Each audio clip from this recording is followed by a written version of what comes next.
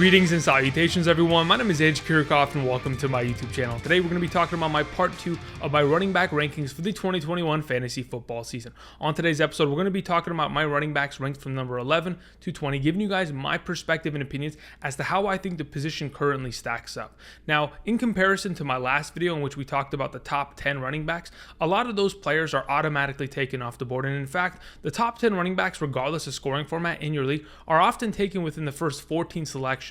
So I wanted to go ahead, of course, give you guys more of an expansive list, kind of let you guys pick my brain in terms of how I think the first potential 4 rounds should go at the running back position and who I'm specifically focusing on, and the arguments that I give to justify my selection process for these prospects going into the 2021 season. So that's going to be the agenda for today. We'll, of course, talk about my ranked 20 all the way down to 11, where we'll release number 11 last, kind of giving you the suspenseful feeling of where exactly am I going with the rankings. But outside of that, of course, before we begin, I want to thank you guys for the incredible support. You guys have been absolutely awesome. Smashing that like button, commenting down below. Your viewership is all I ask for, and you guys have been fantastic this offseason as soon as we've begun. So I can't thank you enough. Again, for those of you guys who have not subscribed already to the channel, we are on our way to 37,000 subscribers. That is our next goal. So make sure you click that subscribe button and get fantasy football content on the daily from the channel for the entirety of the 2020 season. This entire offseason, we're going to be making content on the daily, giving you guys an edge on your respective leagues. Of course, as soon as the regular season starts, we'll be doing rankings, waiver wire episodes, hidden gems, Sunday morning live streams to make sure that your lineups are looking clean before kickoff. All of that coming down the line this upcoming season. Of course, for those of you who are trying to take the next step and get an even greater advantage on your leagues, go down to the description of the video and check out my Patreon. Over there, with your support, of course, I've been able to build this channel to what it is today. But for those of you who are trying to get my 2021 fantasy football draft guide, it comes out this upcoming Monday, August 16th of 2021. That is the release date. I'm excited to present it to you guys. So again, if you are considering supporting and taking that next step, I really do appreciate it. There's a lot of perks with the Patreon subscription, so be sure to check that out. Thank you in advance. Now that we've covered that, we can move on to our 11 through 20 rankings at the running back position for the 2021 fantasy football season. Now, before we begin, of course, I want to preface that rankings are always subject to change. There are always going to be ranking videos posted here, and I always say that rankings are subject to change for a reason. Between now and the beginning of the season, there's still 4 weeks between the kickoff between the defending champs and the Dallas Cowboys. So let's not forget that there are a multitude of reasons why a player could go up and down this list, whether it's injuries, players being signed. So keep that in mind. If in fact you're watching this a little bit outside the original post date, my rankings are always going to change. There will be other rankings videos posted, of course, this offseason going into the 2021 season. But just keep that in mind. Rankings are always subject to change. All right, let's go ahead and let's present my number 20 running back going into this upcoming season, Miles Sanders. I think Miles Sanders has a lot of upside going into 2021. And though he sits at my number 20, I think that's the baseline of production that he could possibly produce in comparison to what he did last season and the year before. In 2020, he finishes the number 23 overall running back in a half PPR scoring format, but that's mainly because, again, he missed time due to injury. On top of that, in 2019, he finishes the number 15 overall running back, and that was with barely seeing majority of these snaps in the offense, playing behind Jordan Howard, and eventually winning the job in Week 11. So let's go ahead and let's talk about what we've seen over the last 2 seasons with Miles Sanders and what gives me the promise that he could potentially even surpass this number 20 ranking going into 2021.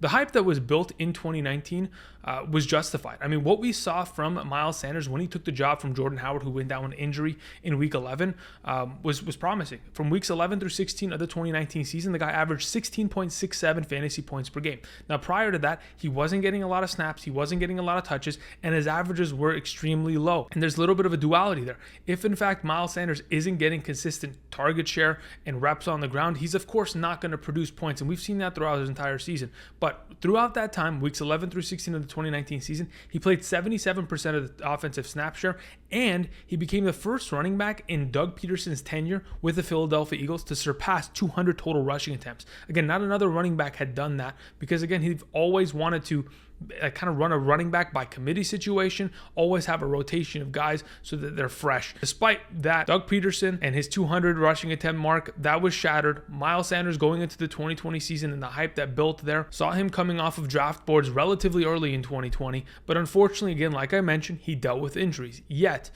with all of that taken into consideration, Week 1 he missed, and after Week 1, from weeks 2 through 6, he He was fully healthy and he was full systems go, averaging 14.9 fantasy points per game. Also, playing 77% of the offensive snap share. That's great. Throughout those weeks, he was, of course, the number 10 overall running back in a half PPR scoring format. So from where exactly Miles Sanders left off in 2019, he picked right back up in 2020. Unfortunately, the injury kind of messed with him, and once he came back, it was all downhill. Whether it was opportunity not going into his direction, the matchups playing a little bit of a factor, and of course the offense just not being functional with Carson Wentz at the quarterback position. But once they brought in Jalen Hurts, the tides changed at times. I mean, though there were some times that even with Jalen Hurts that Miles Sanders wasn't the greatest running back, he had a couple pop-off games there that really give us some promising, perspective going into 2021. From weeks 14 through 16 of the 2020 season, with Jalen Hurts as the starting quarterback, Miles Sanders averaged 17.83 fantasy points per game, and in those 3 games had 13 targets. So, usually a lot of teams kind of project if in fact the quarterback is mobile, there's less of a likelihood for them to dump off the ball. We've seen that year over year as a statistic that has played part in fantasy football, but yet Jalen Hurts was willing to throw the ball to Miles Sanders on a consistent basis, which was nice to see at the very least. But the question remains, with all of this considered, I threw out numbers like 16.5, 15 points, 17.8, all these averages that he had. But they're over short spectrums of time. He hasn't been able to balance that throughout an entire season because, again, he's been in committee situations, he's dealt with injuries, and he's been in offenses that aren't going to get to that next level and allow him to have the touchdown upside or the receiving upside that other running backs get in the National Football League, which has kind of held Miles Sanders back. But that's why I have him at number 20.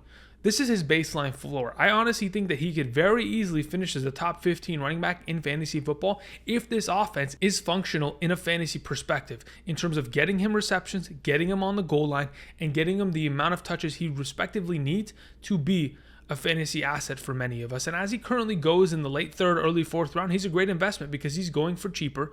But the question is, can we trust him?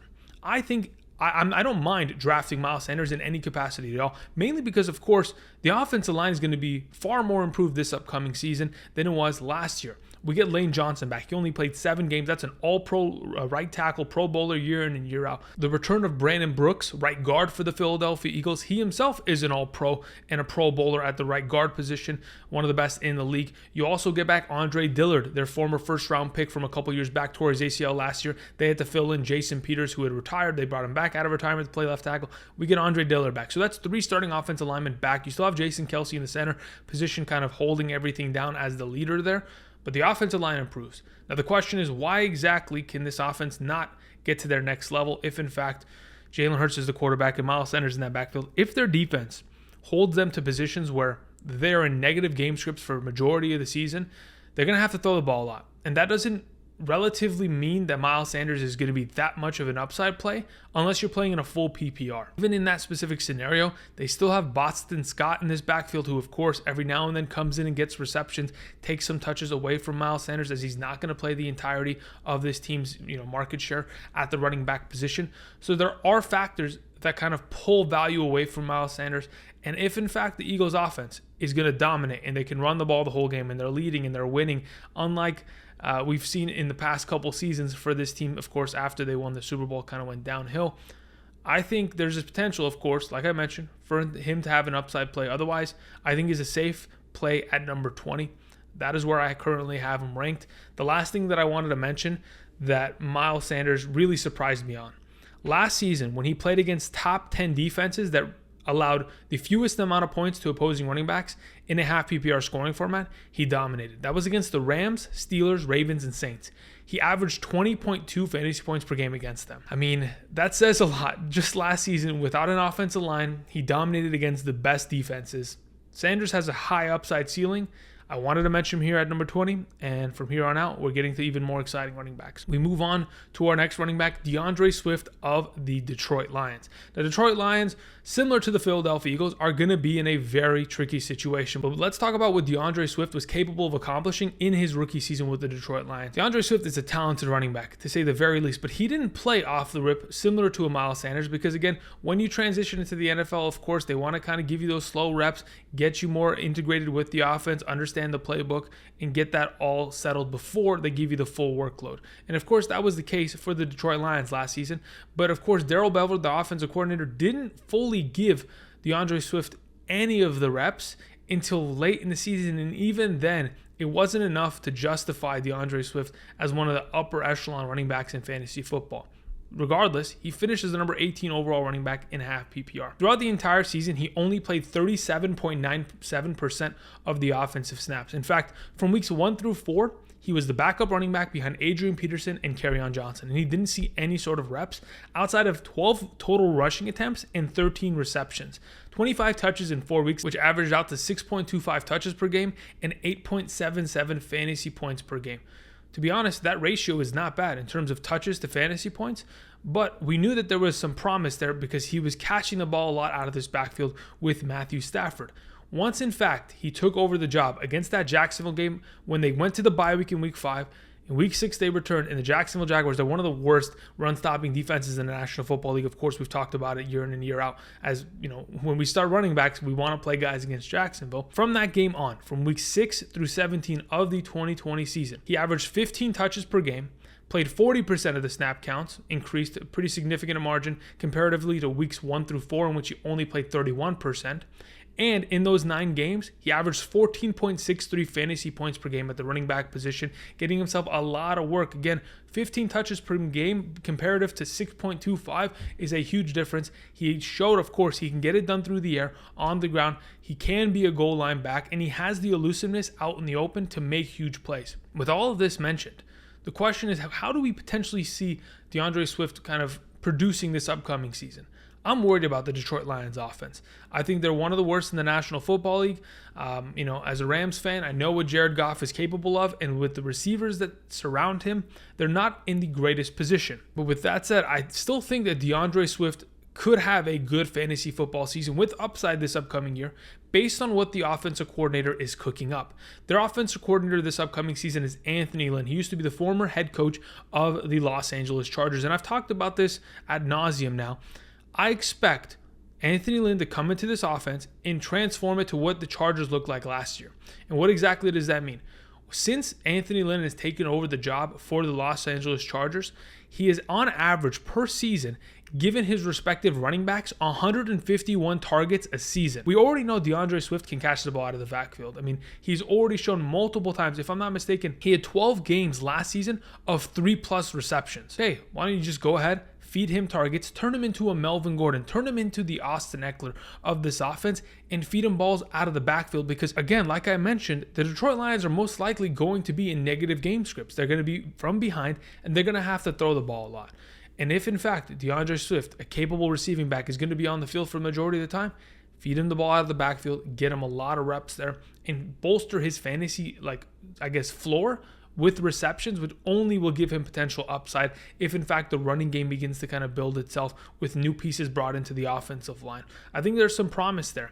Now, one of the arguments that I've heard this offseason that kind of go against DeAndre Swift is that Jared Goff doesn't throw the ball to running backs. Well, when you're in an Anthony Lynn offense, I don't care who's at the quarterback position, you're throwing the ball to the running backs because this offense is built around that. But on top of it, I also believe that saying that Jared Goff doesn't pass to running backs is completely false. Sure, in the last 2 seasons, 2019 and 2020, he's on average only targeted running backs 66 times a season. But if you go back to 2017 and 2018, when Todd Gurley was fully healthy, and the Rams actually had a running back that could catch the ball out of the backfield, and the offense was kind of cultivated around feeding Gurley in all aspects of the game, they averaged throwing the ball to the running back position and targeting running backs 99 times in those 2 seasons. That's a 33 target difference, and I can assure you, Jared Goff will be up to task if in fact he is told this offense is around passing the ball to the running backs. We have Jamal Williams, we have DeAndre Swift, feed them the rocks. Now, of course, I mentioned a name there, Jamal Williams. Jamal Williams is going to be siphoning value from DeAndre Swift this upcoming season. He could be the Austin Eckler of this offense, while DeAndre Swift is the Melvin Gordon. Though both can get themselves upwards of 40 to 50 catches this year, I think there is a potential that, of course, the value is decreased from DeAndre Swift's overall total. And that is mainly going to be because of the presence of Jamal Williams, who, of course, was a thorn in the side of Aaron Jones for the last couple of years.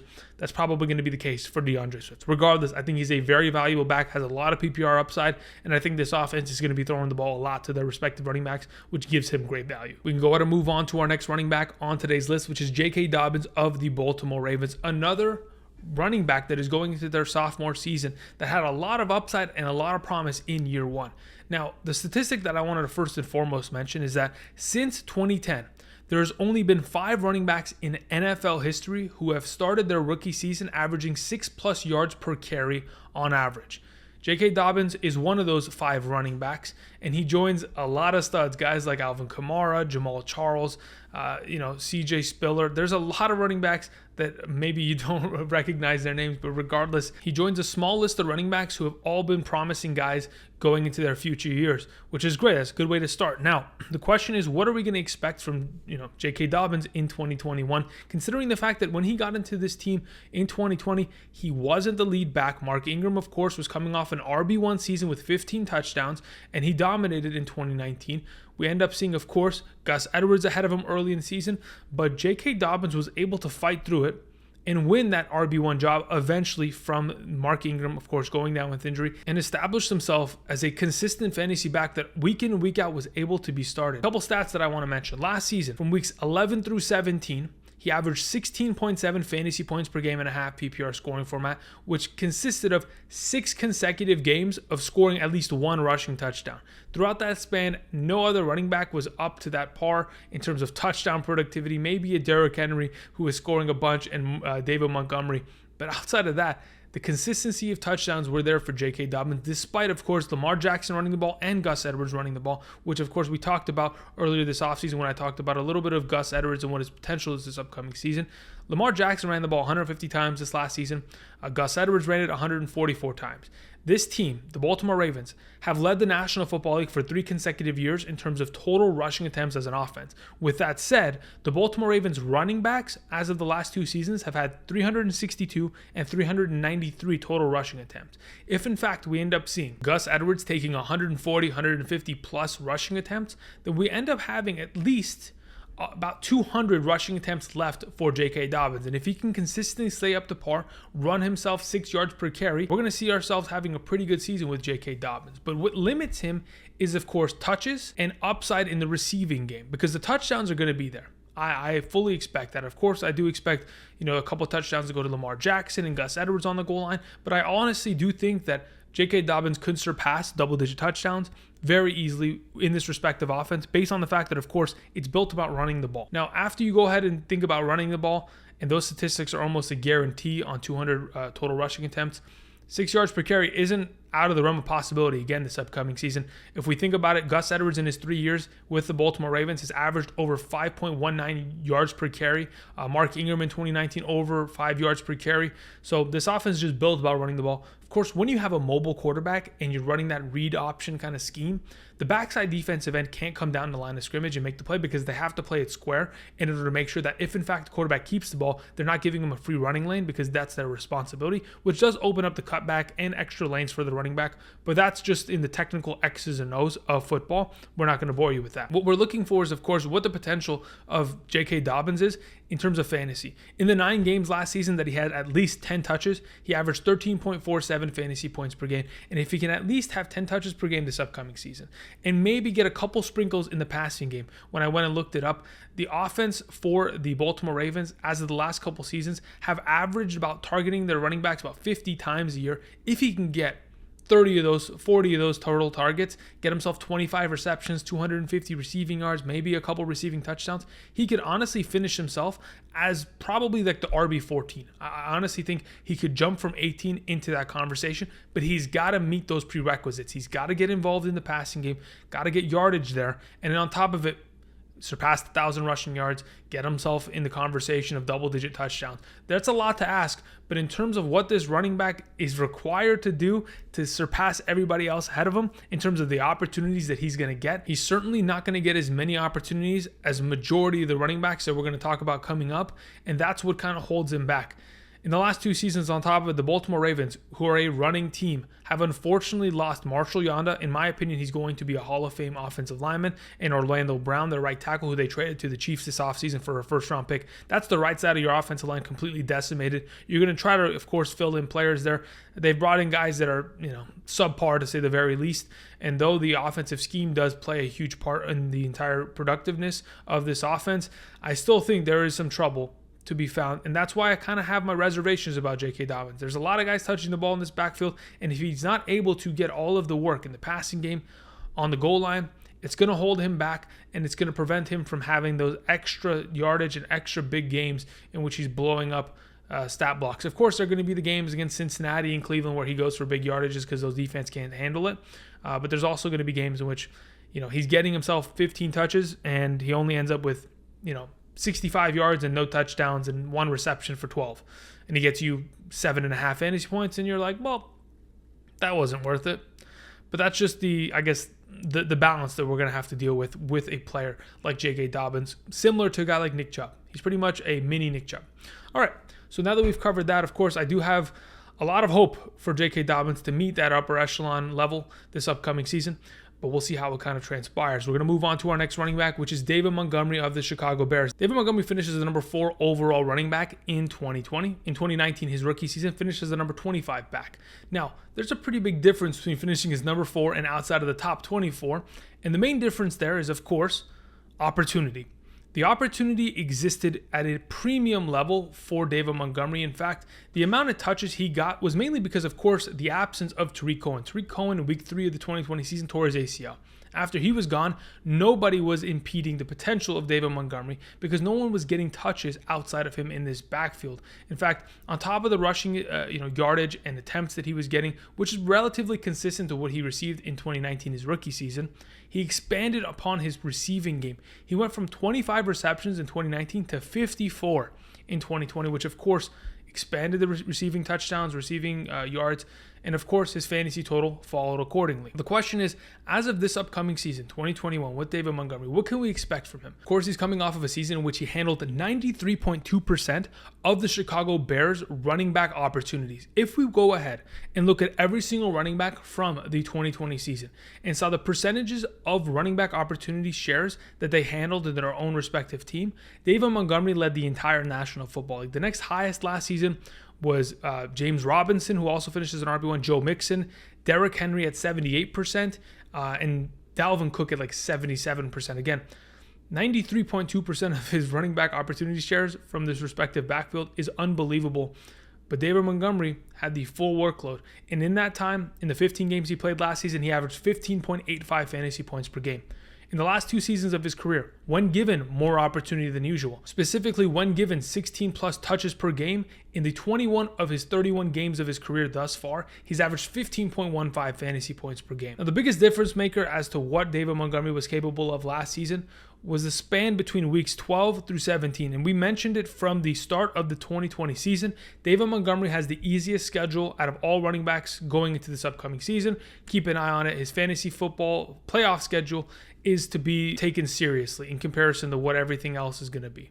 And he absolutely delivered on it. From weeks 12 through 17 of the 2020 season, he was the number 2 overall running back, only behind Derrick Henry, averaging 23.7 fantasy points per game. Again, we've mentioned his receiving work, but where exactly is his production going to go, going from averaging almost 16 fantasy points when Tariq Cohen returns? This upcoming season, there really isn't an exact date as to when Tariq Cohen's going to, at least return to this offense. They went and they signed Damian Williams, who of course did not play last season for the Kansas City Chiefs, took the year off. From everything that I've read this offseason, Tariq Cohen isn't ready to get back to football. Yes, he's still working out and rehabbing, but he's still walking gingerly on the sidelines during practice, not really getting into any drills. He's, of course, doing everything solo because he is on the physically unable to perform list. And yet we still have a month until kickoff in the first week of the entire season. I still think that there's a potential when Tariq Cohen comes back slowly. It hasn't even been a full year since his injury and his surgery. So again, we have to be a little bit weary of that and understand that if in fact this season starts with David Montgomery with the full reins of this backfield and no Tariq Cohen potentially vying for targets, we could end up seeing David Montgomery completely just torch the league once again.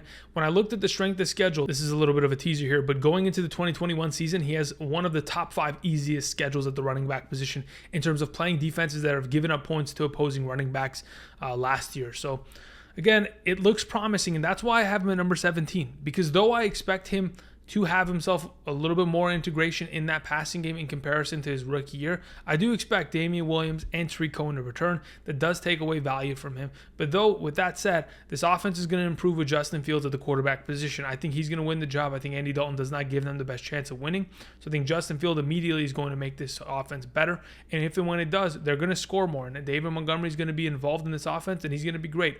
I mean, when I think of David Montgomery, I specifically compare him to Kareem Hunt, because when I think about the offensive coordinator and head coach of the Chicago Bears, it's Matt Nagy. He used to be the offensive coordinator for the Kansas City Chiefs back in 2017 when Kareem Hunt was losing his mind, just torching the league. This is exactly what I anticipate. I expect them to use David Montgomery like a Kareem Hunt and just litter him with total opportunities and let him run freely, because he can.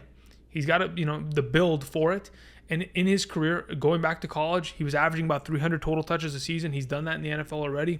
If he can just continue to move this direction, I think he's going to be a great running back. But again, the presence of people taking opportunities definitely does hurt him going into 2021. Taking that all into consideration, we can go ahead and move on to our next running back, number 16, Chris Carson. Now, Chris Carson, I've already mentioned this offseason in a video talking about my must-draft mid-range running backs and guys that I honestly like going into the 2021 season. As of the last 3 seasons alone, Chris Carson has finished as the number 17, 11, and 15 overall running back in fantasy in a half PPR scoring format. And the reason why I have so much confidence in Chris Carson is because the offense that he's associated with has so much potential, and so does Chris Carson in relation to it.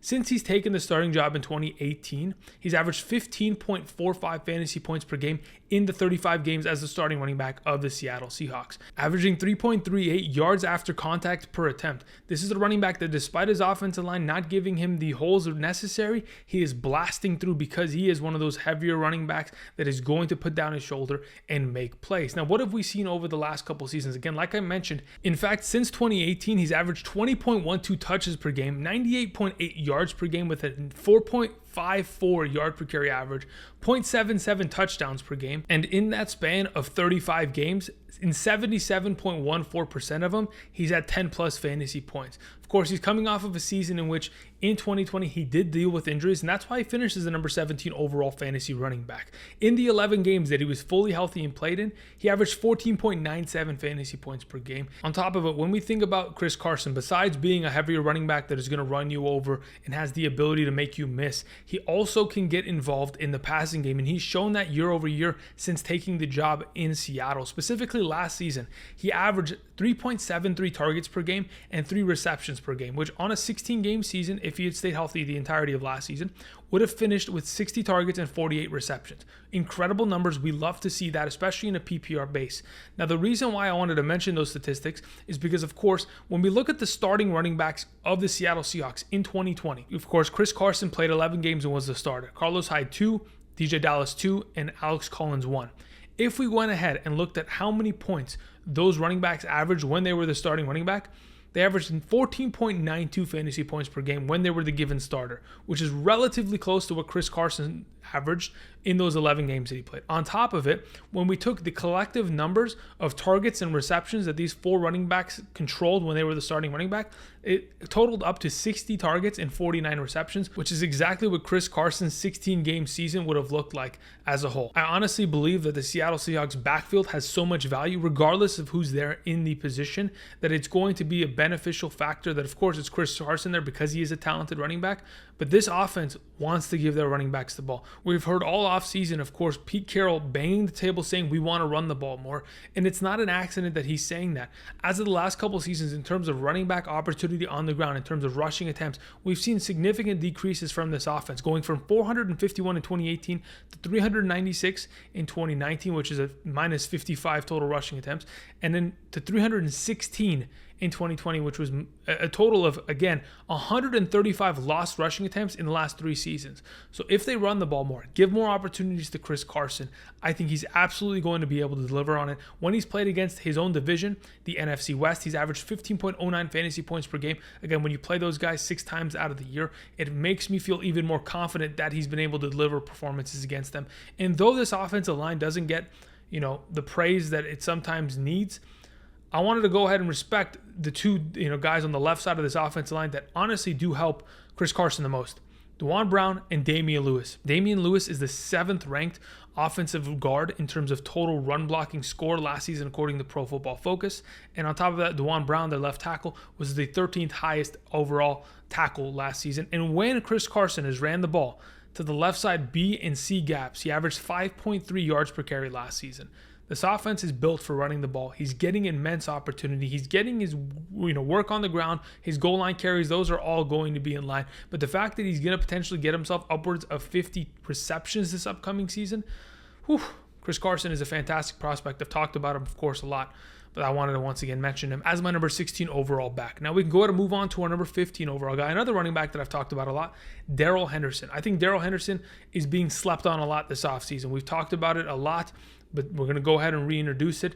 With Cam Akers going down with the torn Achilles, I think Darrell Henderson presents a lot of opportunity as the starting running back of the Los Angeles Rams to be a huge part of this offense. Now, let's take into account what he was capable of doing last season. From weeks 2 through 7 of the 2020 season, in the 5 games that he had 14 plus touches throughout that span of time, he averaged 15.14 fantasy points per game and was the number 13 overall running back throughout that span. On top of it, when we look at what the Los Angeles Rams have done over the last couple seasons, they've always wanted to establish an RB1. The Rams as a team has always excelled when giving Todd Gurley the ball. And now that they don't have Todd Gurley, they last season, of course, were in a little bit of a pickle. They were trying to figure out who was going to get the ball on a consistent basis. And it was a little bit of a committee, whether it was Malcolm Brown, whether it was Darrell Henderson or Cam Akers, they all had their own opportunities. In fact, Malcolm Brown was a starter 5 times last season, Darrell Henderson 5 times, and Cam Akers 6 times. Regardless of who started, the starter for that team throughout the 16 games last season, on average, scored 13.55 fantasy points per game, which is great. Again, we're looking for a backfield that has potential upside, and I think we can find it this upcoming season with Darrell Henderson associated with the Los Angeles Rams. And when we look at the Rams in terms of giving their respective running backs opportunity, I think they've been one of the best in the National Football League. In fact, they've been the number 7, number 20, and number 4 overall team in terms of rushing attempts from their respective running backs in the last 3 seasons. So again, 2 of the times within the top 7. In terms of total running back targets, though that number has kind of decreased, it's mainly because, again, they haven't had, of course, the offense to throw the ball to the running back kind of been set in place since Todd Gurley, got injured in 2018. They've kind of moved past that. But again, in the last 3 seasons, 71 targets, 61 targets, 97 targets. Still doable. We can manage with those numbers. Those are great. On top of that, in terms of total opportunity amongst all running backs, they've finished within the top 12 twice. And in terms of total touchdowns from their respective running backs, we've seen 14, 19, and 24 in the last 3 seasons. In fact, since 2018, there's only been 2 other teams that have scored more touchdowns from their running backs than the Los Angeles Rams, which are the Saints and Packers, of course, Alvin Kamara and Aaron Jones benefiting from that. But in terms of scoring touchdowns down on the red zone, giving their respective running backs opportunities in red zone rushing attempts within the 5-yard line, the Rams are in the top 5 in the National Football League since 2018, and I don't think that's going to stop this year. Just because you bring in a better quarterback doesn't mean you're not going to run the ball down in the goal line. You of course want to run the ball. You of course want to take advantage of the fact that you have 2 of the best offensive tackles when it comes to running the ball in terms of run blocking grades. Havenstein and Whitworth were both within the top 10 in terms of run blocking for offensive tackles last season. And the last point that I kind of want to review and mention is that though last season there was a committee situation in Los Angeles, it doesn't mean that Los Angeles Rams are a committee team. I can assure you they want to have an RB1 that they're giving all of the carries to. And yes, they'll sprinkle a couple other running backs in here, every now and then, but they want to have a workhorse back that they could feed the ball to. And that's what they're going to find with Darrell Henderson this year. I mean, when Cam Akers really took over the job from weeks 13 through the entire playoffs until, of course, they were eliminated by the Packers, he was a dominant force, and they were feeding him touches. In the 6 games that Cam Akers was the full-time starter at the end of the season, he was averaging 15.38 fantasy points per game and getting 23.83 rushing attempts per game, and it was averaging 118 yards per game with 4.25 yards per carry and averaging about a touchdown every other game. I think there's a lot of promise to be had from a starting Rams running back. We've seen year over year that Rams running backs can be productive pieces of the fantasy football community. And I think Darrell Henderson has a great opportunity to not only be a great running back down the goal line, get himself touches, but also be a great receiving back, because Matthew Stafford, as he has shown throughout his entire career, loves to dump it off to running backs. Darrell Henderson is my number 15, and we move on to our next option, Clyde Edwards-Helaire of the Kansas City Chiefs. Now, Clyde Edwards-Helaire finishes the number 22 overall running back last season in a half PPR scoring format, but prior to his injury, my goodness, Clyde Edwards-Helaire was all of the noise, because everything last offseason was Clyde Edwards is going to be a first-round pick, because when you're associated with the Kansas City Chiefs offense, there's upwards of 100 targets going to running backs, 300-plus rushing attempts. There can be upwards of 270 touches for Clyde Edwards, though he's a small running back in an offense that is going to be high-powered and scoring a lot. From weeks 1 through 6 of the 2020 fantasy football season, he averaged 21.33 touches per game and averaged 14.12 fantasy points per game. So from the first 6 weeks of the season, no one was complaining. No issues at all. We had no worries. And then the Chiefs went ahead and they signed Le'Veon Bell.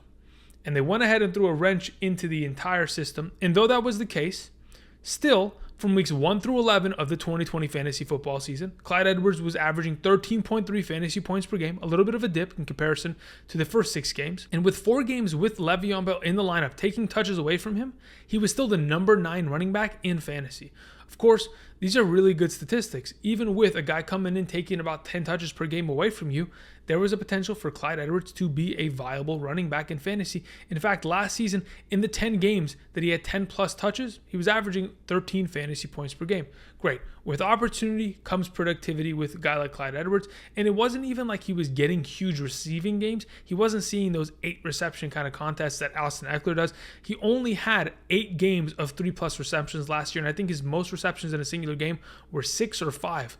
So again, despite how much of the receiving game that we wanted to see upside from, we didn't even get it last year. And I think this upcoming season, we could see even more of that. As you lose Sammy Watkins, the number 3 receiving option of this team is kind of ambiguous. We, of course, have Travis Kelce as the number 1. We have Tyreek Hill as the number 2. But who's going to step up as the number 3?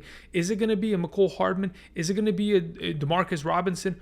Or is it going to be Clyde Edwards? I think Clyde Edwards probably is the number 3 receiving option for this team, getting himself more comfortable within this offense and having himself an opportunity to lead this offense as potentially one of the main factors. Now, going into the 2021 season, we wanted to see a couple changes from the Kansas City Chiefs offense in order to give us more confidence in Clyde Edwards-Helaire specifically.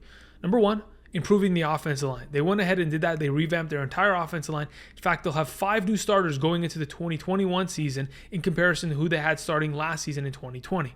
That is a beautiful sight to see, on top of the fact that they brought in guys that know how to run block. And if in fact this offense continues to blow teams out, the second half of a lot of these games are going to have to consist of them running the ball and Clyde Edwards getting those total attempts. Now, besides Clyde Edwards getting a total attempts, I think Darrell Williams is going to be integrated in this offense. But with that said, I want to mention Darrell Williams because last season, unfortunately, when Clyde Edwards went down with the injury and ended up sustaining that against the New Orleans Saints, he came back and he wasn't the same throughout the entire playoffs. He wasn't the same. He was working injured.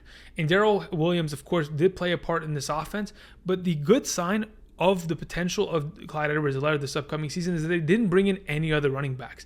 They didn't draft any, they didn't sign any, and that, in my opinion, is beautiful because there's no competition for Clyde in this backfield. Darrell Williams will come in every now and then. He's a better pass blocking running back, maybe on a couple third downs, but ultimately I think Clyde Edwards, despite his struggles on the goal line, if you remember week 1 of last season against the Houston Texans, I think he had like 8 rushing attempts inside the 5-yard line, didn't get a single rushing touchdown.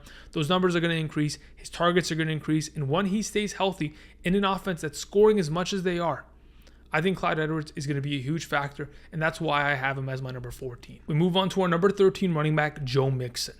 Now, I know what you may be thinking, Andrew. I don't trust Joe Mixon. He's burnt me way too many times. Okay, I understand. I've been burnt by Joe Mixon.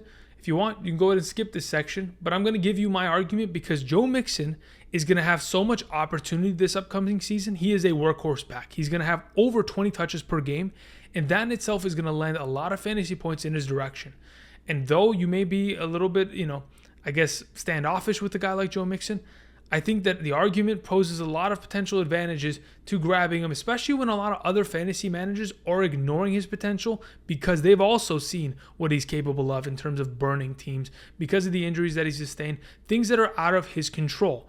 Now, when everything is in his control and the team is feeding him his opportunities, my goodness, Joe Mixon has been a fantastic running back. And I'll tell you exactly when that took place. If we go on a little bit of a journey back to week 8 of the 2019 season, there was a game against my Los Angeles Rams in London. The Cincinnati Bengals played them. Since that time, Joe Mixon has been an unstoppable running back in fantasy and has been, just on an absolute tear because in those 15 games since then, he's averaged 20.87 attempts per game, 87.5 yards per game on the ground, a half a touchdown per game, 2.7 receptions on 3.33 targets, 21.73 receiving yards per game, and 0.13 receiving touchdowns, all for an average of 16.15 fantasy points per game. This is in the time span of 15 games since that Rams game in 2019. In terms of opportunity, Joe Mixon was probably only second to Derrick Henry throughout that entire time span. On top of it, in terms of total running back points, in comparison to the entire league within those last 15 games that Joe Mixon played, he was the number 6 overall running back behind McCaffrey, Henry, Aaron Jones, Ezekiel Elliott, and Alvin Kamara. Again, the top end of the spectrum. Again, when we go into the 2021 season, who's going to stop Joe Mixon from getting carries this upcoming season? Who's going to stop him from getting the attempts? The only team that can stop him is his own. But Brian Callahan, the offensive coordinator of the Bengals, has come out and said, and I quote, he should be on the field for every down. And why is that the case? Because Giovanni Bernard, the longtime Bengals running back, is no longer with the team. He went down to South Beach. He went over to Tampa Bay to go ahead and join that team and try to capture a ring.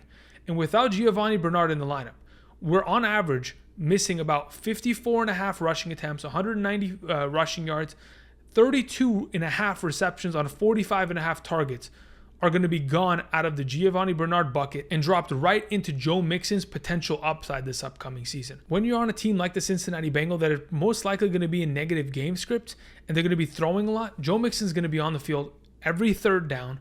He's going to be getting a lot of receptions because there's no more Giovanni Bernard to take it away from him.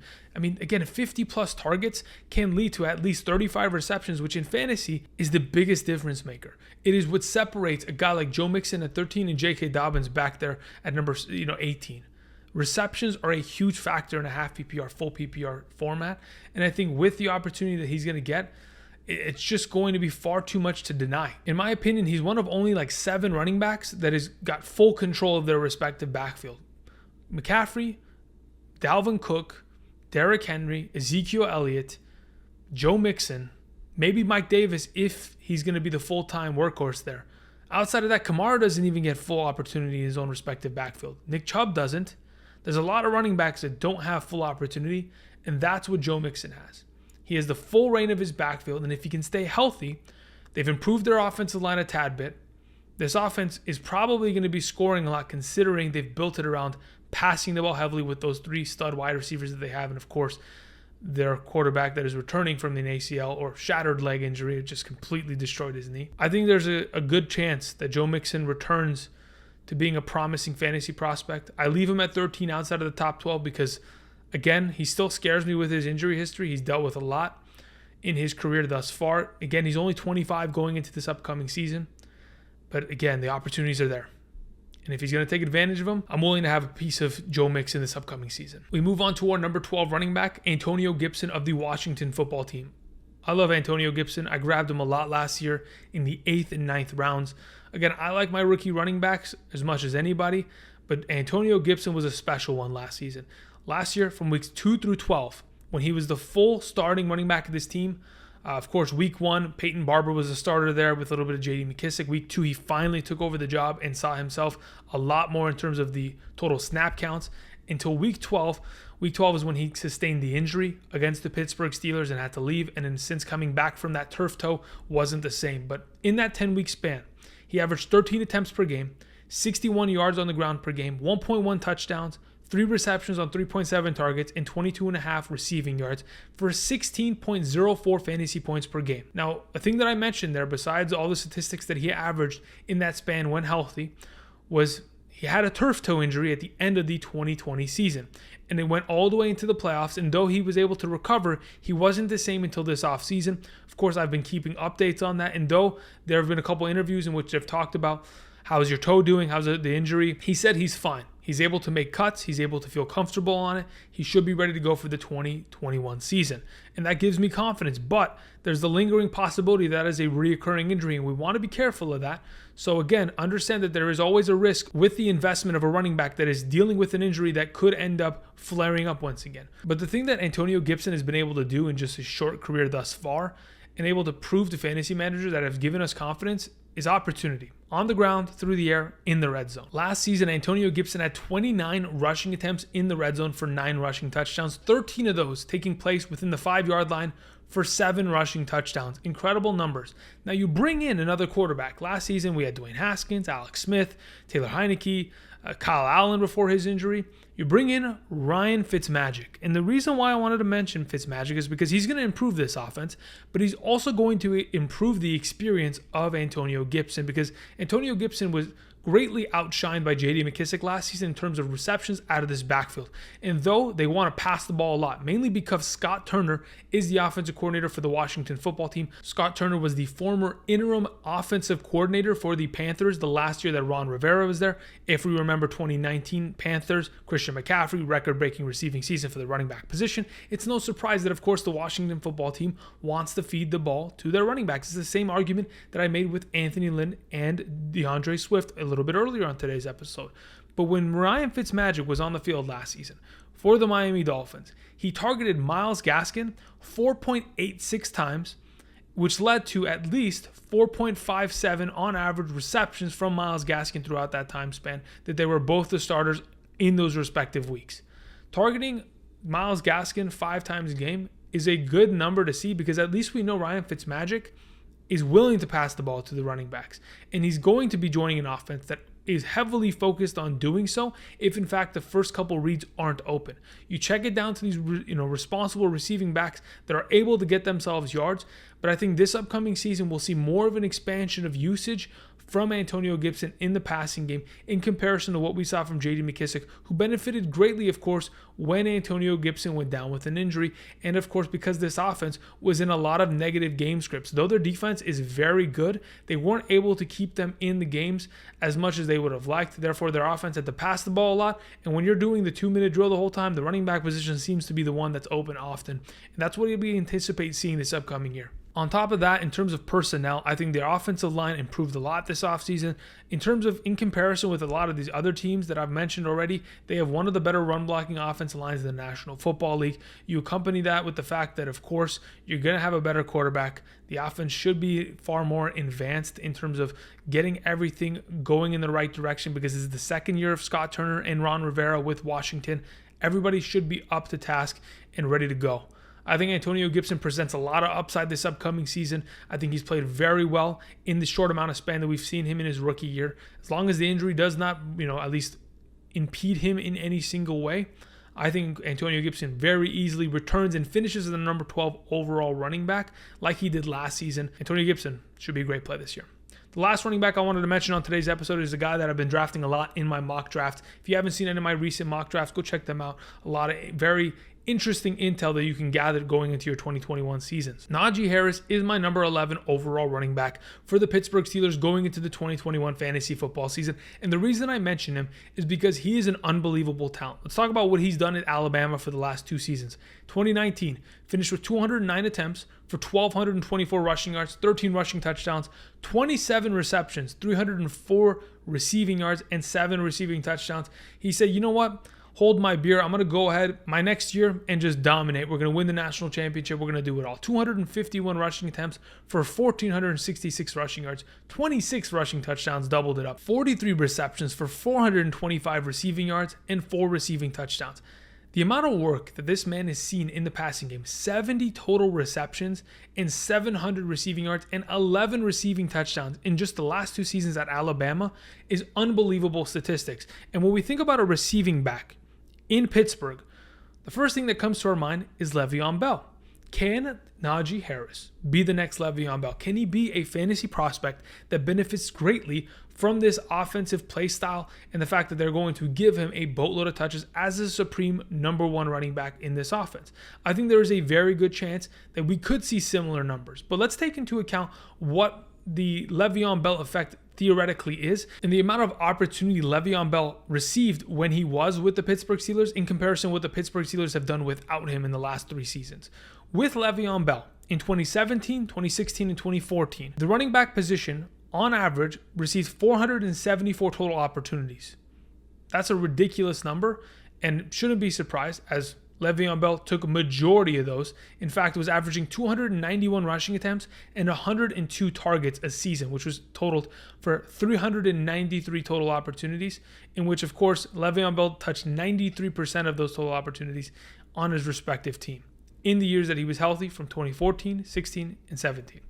Now, as soon as Le'Veon Bell said, you know what, I'm out, you're not signing me to a contract later, of course, James Conner came in, and we saw a little bit of a different offense. In terms of total opportunities to their running backs, it was 419, which was a relatively massive decline in that 3-year span. But only a decrease of 50 total opportunities per season on average isn't that much to make me feel like the running back position for the Pittsburgh Steelers isn't a valuable option, because it certainly has been over the last couple years. When we look at what James Conner has done from 2018 to 2020 as the starting running back of this team, in the 36 games that James Conner has been the starting running back of the Pittsburgh Steelers, he's averaged 17.33 touches per game and 14.67 fantasy points per game. Those are great numbers, especially for James Conner, who a lot of people look at and think, yeah, he's not that great of a running back, gets injured a lot.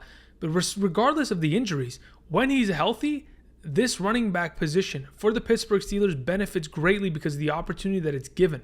In fact, when James Conner was given 14 plus touches in his time with the Pittsburgh Steelers, 27 of those 36 games, he averaged 17.12 fantasy points per game.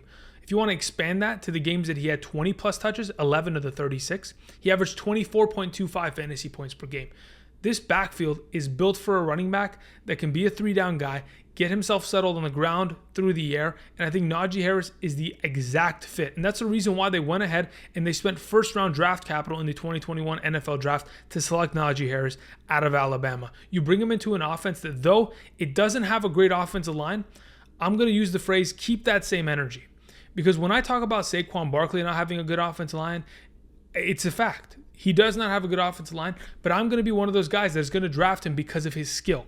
So I'm going to keep the same energy. Though the Pittsburgh Steelers don't have that good of an offensive line, I think the skill of the running back position and the opportunity precedes that. And though it's going to potentially hurt them, when we look at the strength of schedule for the Pittsburgh Steelers, they have the easiest amongst all running backs this upcoming season. That, in my opinion, continues to build confidence within myself to invest in a running back like Najee Harris. You guys saw me do this last year with Jonathan Taylor. I like rookie running backs that are going into offenses that are going to have full-time opportunity. This shouldn't be a surprise for you guys. I did this last year, and it panned out. I think Najee Harris is going to be a huge part of this offense. We've seen the numbers produced year over year with Le'Veon Bell being the number 1, the number 2 running backs when he's fully healthy. James Conner, again, like I mentioned, when given 14 touches per game, was averaging 17.12 fantasy points per game from 2018 to 2020.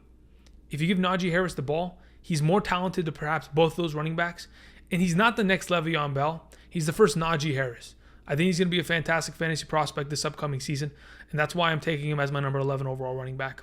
Those are my top 20 so far running back rankings for the 2021 fantasy football season. Of course, we covered the top 10 in the prior video and covered 11 through 20 in today's video. Thank you everybody for watching. If you like today's video and the information that I provided, click that like button down below and do not forget to subscribe. We're making fantasy football content for the entirety of the 2020 season. Thank you everybody for watching. I appreciate you guys' support. And until tomorrow, we'll be talking about my ranked 11 through 20 wide receivers. I'll see you guys. Peace.